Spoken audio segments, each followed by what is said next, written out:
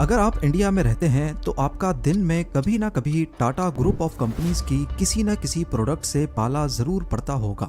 Roads पर दौड़ती हुई गाड़ियों पर नजर डालें तो टाटा मोटर्स, हवा में उड़ते हुए प्लेन्स को देखें तो एयर इंडिया पर नजर जाती है, और यहाँ का आइकॉनिक ताज होटल तो पूरी दुनिया में मशहूर है, जिसे टाटा ग्रुप ही ओन करता है। पावर से लेकर फैशन तक और चाय से लेकर नमक तक हर जगह टाटा ग्रुप ऑफ कंपनीज का ही राज है। पूरे इंडिया में छोटी बड़ी 100 से ज्यादा कंपनीज हैं जो टाटा ग्रुप के अंडर आती हैं। अब यहाँ आपको लगता होगा कि ये सब सक्सेस रतन टाटा की हिम्मत और विजन से आई है। हाँ, उनका कंट्रीब्यूशन तो जरूर है, लेकिन ये एम्पायर जो आज हम देखते हैं, इसकी कामयाबी की कड़ियाँ 150 साल पीछे जाकर मिलती हैं।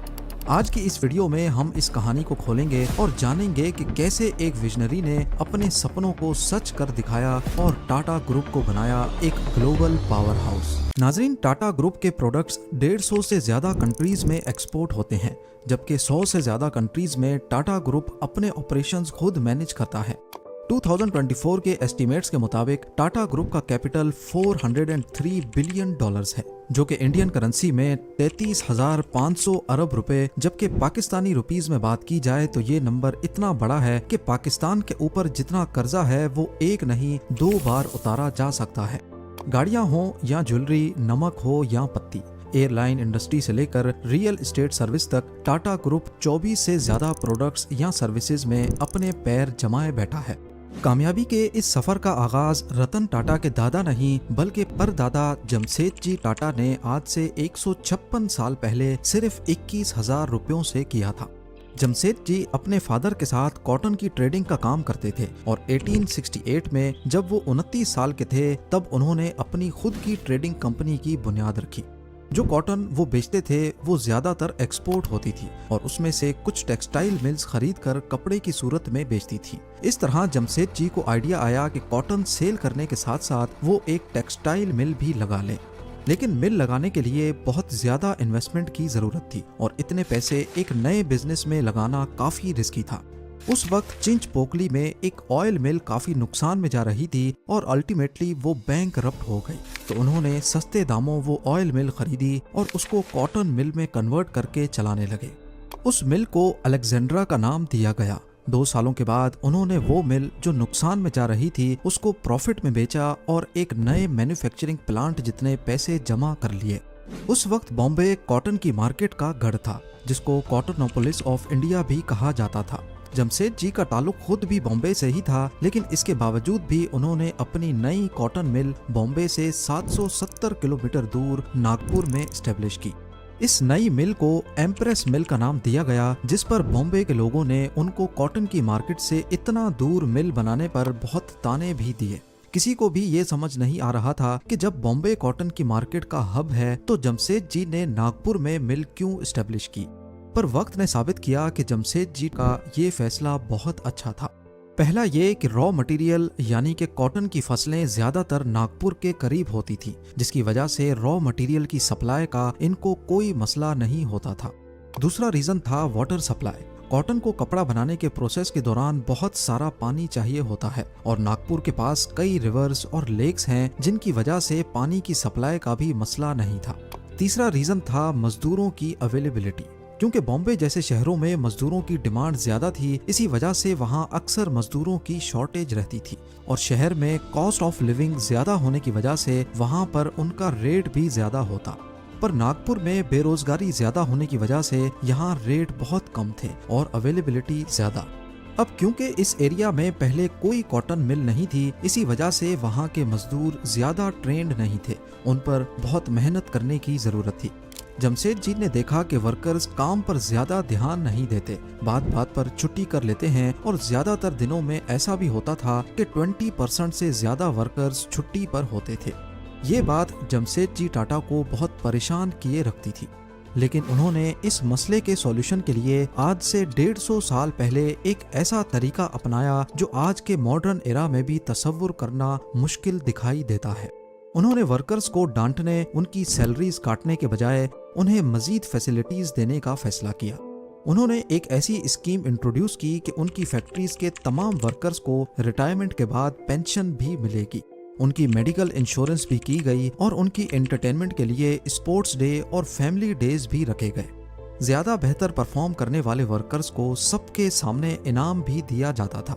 यानी ये सब कुछ आज के दौर में तो समझ आता है, लेकिन उस दौर में ऐसा करना किसी ख्वाब से कम नहीं था।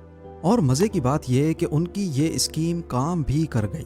वर्कर्स खुद को वैल्यूड फील करने लगे, वो कंपनी को अपनी कंपनी समझकर काम करने लगे। जमशेदजी का मानना था कि इंडिया को मजबूत बनाने के लिए हर चीज का इंडिया में ही मैन्युफैक्चर होना बहुत जरूरी है, और अपना यही मिशन लिए वो कोशिश करते गए। उन्होंने मजीद कंपनीज लगाना शुरू कर दी। उस वक्त सिल्क बहुत प्रीमियम कपड़ा समझा जाता था और उसमें सबसे ए क्लास सिल्क फ्रांस से इंपोर्ट होता था। फ्रेंच सिल्क वॉर्म पूरी दुनिया में बेहतरीन सिल्क प्रोड्यूस करने के लिए जाने जाते थे। जमशेदजी फ्रांस गए और वहां से फ्रेंच सिल्क वॉर्म की ब्रीड इंडिया में लेकर आए। लेकिन मसला था कि ये सिल्क वॉर्म सिर्फ यूरोप के क्लाइमेट में ही अच्छी प्रोडक्शन देने की काबिलियत रखते थे। इंडिया में उनका सरवाइव करना काफी मुश्किल था। लिहाजा उन्होंने बेंगलोर में एक सिल्क फार्म एस्टेब्लिश किया, जहां का क्लाइमेट इस खास सिल्क वॉर्म के लिए काफी बेहतर तो था, लेकिन परफेक्ट नहीं था। शुरुआत में उनको काफी मुश्किलात का सामना करना पड़ा, जैसा कि फ्रेंच सिल्क वॉर्म में अक्सर बीमारियां फूट पड़ती थीं। इन मसलों को फिक्स करने के लिए पहली बार कंट्रोल्ड एनवायरनमेंट में सिल्क वॉर्म की फार्मिंग का कॉन्सेप्ट भी जमशेदजी टाटा ही लेकर आए। खुशकिस्मती से ये एक्सपेरिमेंट काम कर गया और इस तरह जमशेदजी ने टाटा सिल्क की सूरत में इंडिया को बेहतरीन सिल्क बनाने के काबिल बना दिया। आज इंडिया दुनिया के सबसे बड़े सिल्क प्रोड्यूसर्स में से एक है, और ये सब उन पहले एक्सपेरिमेंट्स, इनोवेशंस और रिसर्च की वजह से मुमकिन हो पाया है। उस वक्त इंडिया में ब्रिटिश ईस्ट इंडिया कंपनी और फ्रेंच ईस्ट इंडिया कंपनी का राज था। जमशेदजी ने फ्रेंच ईस्ट इंडिया कंपनी को टारगेट किया और 1885 में पौंडीचेरी में एक कंपनी बनाई, जिसका मकसद सिर्फ और सिर्फ इंडियन टेक्सटाइल्स को फ्रेंच कॉलोनी के बीच इंट्रोड्यूस कराना था। लेकिन ये आइडिया कम डिमांड की वजह से कामयाब नहीं हुआ। कॉटन के अलावा वो अपना नेटवर्क और भी बढ़ाना चाहते थे। वो चाहते थे कि इंडिया में जो भी चीजें इस्तेमाल होती हैं वो पूरी तरह इंडिया में ही मैन्युफैक्चर हों। उनके टोटल 4 ख्वाब थे: आयरन और स्टील की मैन्युफैक्चरिंग, होटल, एजुकेशन और हाइड्रो इलेक्ट्रिक प्लांट।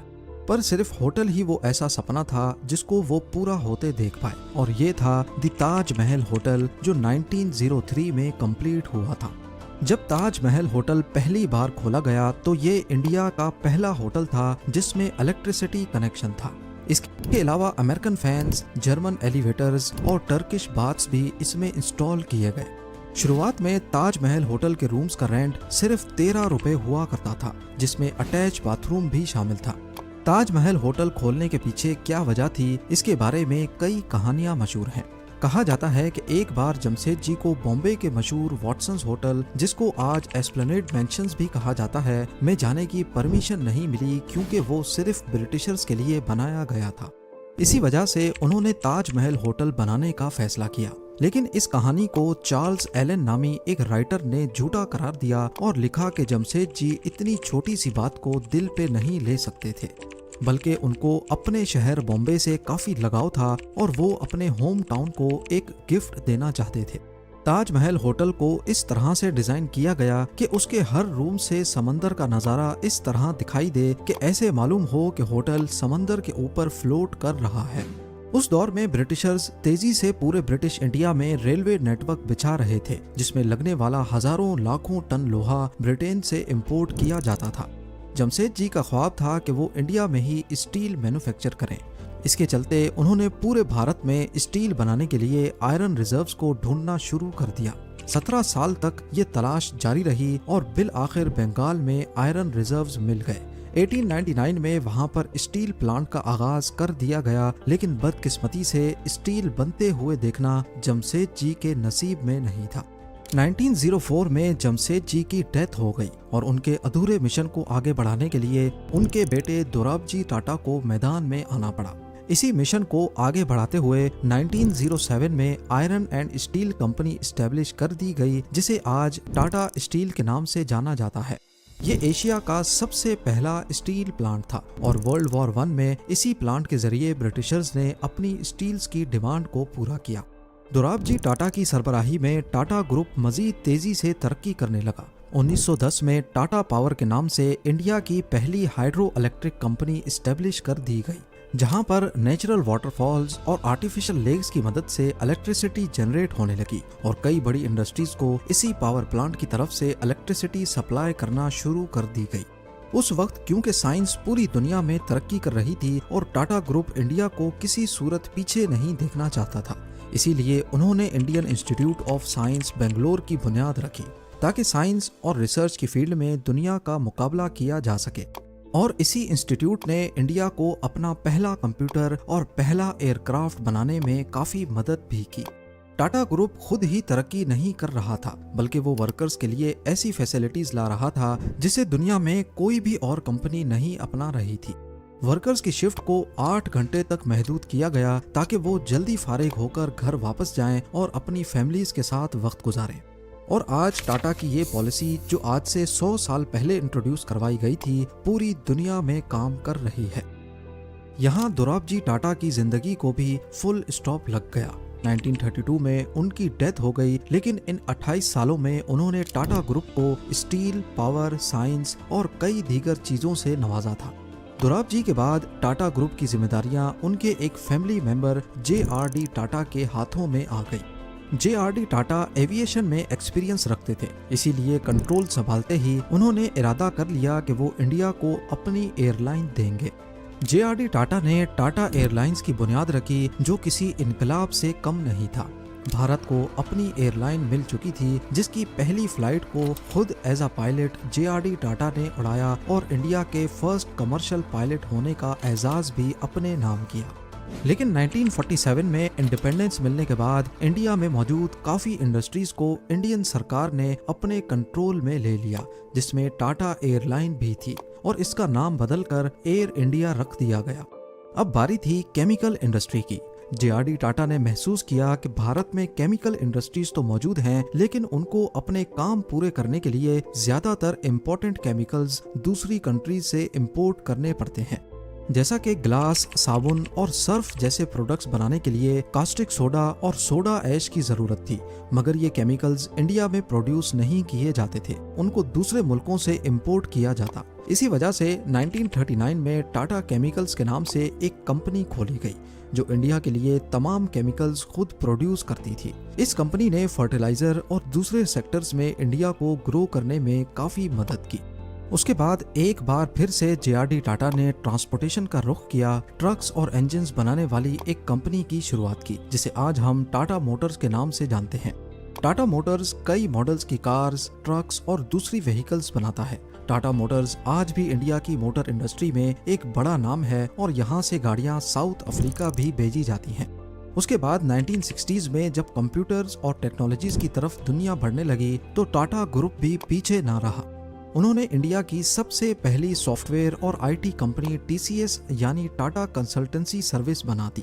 1984 में JRD टाटा ने महसूस किया कि भारत में लोग चाय बहुत शौक से पीते हैं, इसीलिए टाटा ग्रुप ने चाय की डिमांड को पूरा करने के लिए भी कदम उठाया। उन्होंने टाटा टी के नाम से एक कंपनी शुरू की और वो कंपनी दुनिया की चाय बनाने वाली कंपनीज में आज तक एक बड़ा नाम है। इसके साथ साथ JRD टाटा अब बूढ़े हो चुके थे, इसीलिए उन्होंने बिजनेस की कमांड संभालने के लिए अपनी जिंदगी में ही अपने एक फैमिली मेंबर को USA से इंडिया बुलाया। ये फैमिली मेंबर कोई और नहीं बल्कि सर रतन टाटा थे।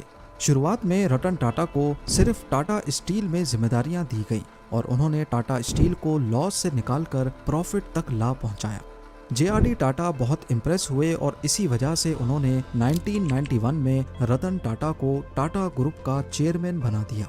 रतन टाटा क्योंकि मॉडर्न एरा के आदमी थे, इसीलिए वो हर चीज में टेक्नोलॉजी का इस्तेमाल करना चाहते थे। उन्होंने चेयरमैन बनते ही ये सोचा कि टाटा मोटर्स कार्स और ट्रक्स तो बनाता ही रहा है, लेकिन आज भी कोई एक ऐसी गाड़ी नहीं है जिसकी कंप्लीट मैन्युफैक्चरिंग इंडिया में होती हो, यानी कुछ न कुछ पार्ट्स बाहर से इंपोर्ट करने ही पड़ते थे। इसीलिए टाटा मोटर्स ने एक नया कार मैन्युफैक्चरिंग प्लांट लगाया और 1998 में इंडिया की पहली कार इंडिका को लॉन्च किया गया। TCS जो सिर्फ पहले बेसिक डाटा एंट्री और मैनेजमेंट का काम करती थी, उसे सॉफ्टवेयर डेवलपमेंट पर शिफ्ट कर दिया गया और उसे दुनिया की लीडिंग सॉफ्टवेयर कंपनीज की लिस्ट में ला खड़ा किया। रतन टाटा के अंडर टाटा ग्रुप ने दुनिया के मशहूर ब्रांड्स को खरीदना शुरू कर दिया। टाटा ने उस वक्त की मशहूर टी कंपनी टेटले टी को एक्वायर कर लिया। टाटा स्टील ने कोरस ग्रुप को और टाटा मोटर्स ने जैगुआर और लैंड रोवर जैसी बड़ी कंपनीज को भी एक्वायर कर लिया। 2012 में रतन टाटा ने अपनी बढ़ती एज की वजह से as a chairman Tata group resign कर दिया और अपनी जगह पर साइरस मिस्ट्री को चेयरमैन बना दिया, जिनकी 2022 में एक एक्सीडेंट में मौत हो गई और आज नटरंजन चंद्रास्करन टाटा ग्रुप के चेयरमैन हैं। टाटा ग्रुप आज भी तेजी से तरक्की कर रहा है और जिंदगी के हर शोबे में सिर्फ इंडिया ही नहीं बल्कि दुनिया भर के लोगों के लिए अपना किरदार अदा कर रहा है। ये किसी एक शख्स की मेहनत नहीं बल्कि 150 साल तक कई लोगों के खून पसीने का नतीजा है। ये वीडियो भी आप लोग भरपूर लाइक और शेयर करेंगे। आप लोगों के प्यार भरे कमेंट्स का बेहद शुक्रिया। मिलते हैं अगली शानदार वीडियो में।